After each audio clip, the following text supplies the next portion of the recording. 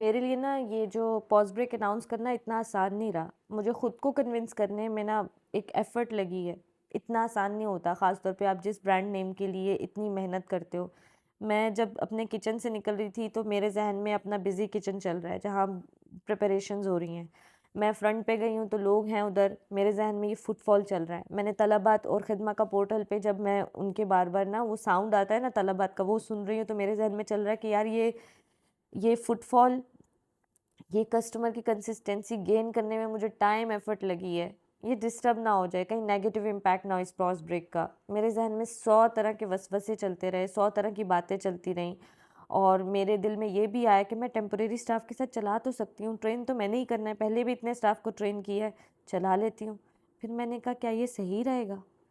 कहीं किसी भी कस्टमर की कंप्लेंट आ जाती है बिरयानी के हवाले से, वो एक तो नहीं ख़राब होगा, वो तो 10 ख़राब होंगे। मैं खुद एक फार्मासिस्ट हूँ, कंसिस्टेंसी, क्वालिटी इन सब पे तो मेरी कॉम्प्रोमाइज़ करने का मेरी सीख ही नहीं है।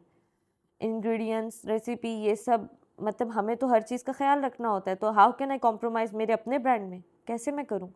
ये सब चीज़ें मेरे साथ साथ चलती रहीं। मैं पिछले कुछ अरसे में ना स्टाफ के मामले में यकीन जानिए एक्सट्रीम लेवल का ट्रॉमाटाइज़ हो गई हूँ।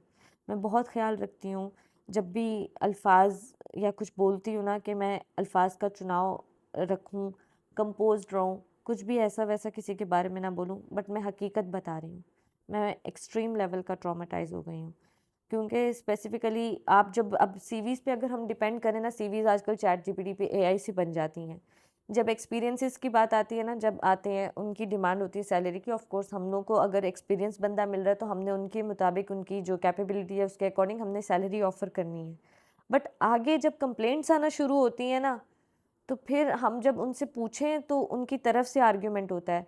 आपसी कोई इख्तलाफ़ात हो जाएँ वो अलहदा हेडेक हो जाती है। टीम वर्क और ये सब चीज़ें ना हर एक की समझ की बात नहीं होती हैं।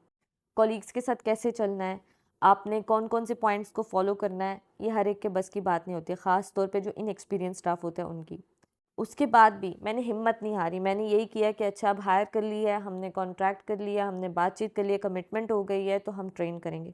जब ट्रेन करते हैं, दूसरे रेस्टोरेंट्स या कोई भी कॉम्पिटिटिव ब्रांड है उनकी नज़र में आ गया, अच्छा ये स्टाफ अच्छा हो गया है और ये इनके पास है, उन लोगों ने 10-20 एक्स्ट्रा बोल के उनको अपनी तरफ कर लिया।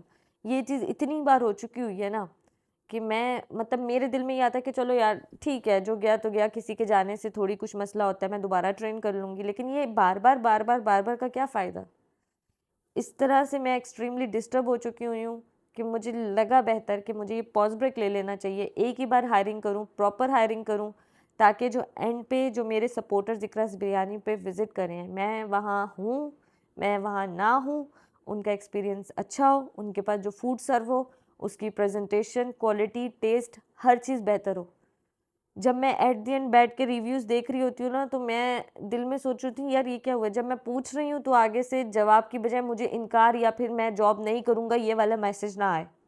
लास्ट टाइम अभी जो मेरा नया स्टाफ आया था, मेरा शेफ़ आया था, मैंने उनकी हाइप क्रिएट की, मैंने सबको बताया उनके बारे में, उनका जो-जो उनके ड्रॉबैक्स थे उनको क्लियर करके, उनकी ट्रेनिंग करवा के उनको जो है मैंने इंट्रोड्यूस किया। जिस वक़्त कंप्लेंट आ गई कस्टमर की, मैं यहाँ इस सिटी में थी भी नहीं, मैं दूसरी सिटी में गई हुई हूँ और मुझे एक मैसेज आ जाता है कि मैं काम पे नहीं आऊँगा और वो शाम से काम पे नहीं आते, जब तक मैं वापस अपनी जगह पर आती हूँ, वो बंदा इधर होता ही नहीं है।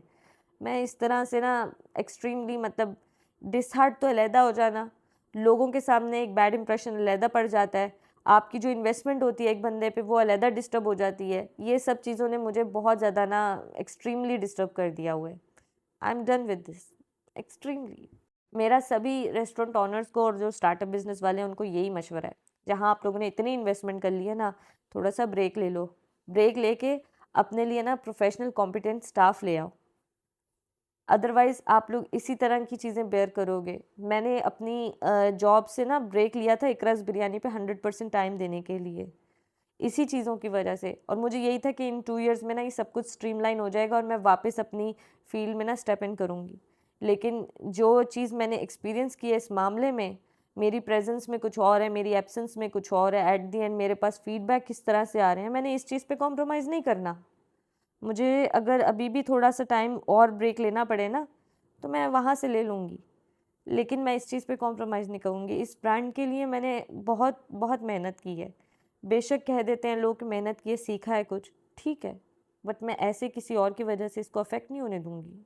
इंशाल्लाह मेरी उम्मीद है, बाकी आप लोग मेरे हक़ में दुआ कीजिएगा और जैसे आप हमेशा सपोर्ट करते आए हैं, वैसे सपोर्ट करिएगा। ये मेरा वो एक्सपीरियंस है जो शायद मैं बताने का सोच भी नहीं रही थी, लेकिन अब मैं शेयर कर रही हूँ।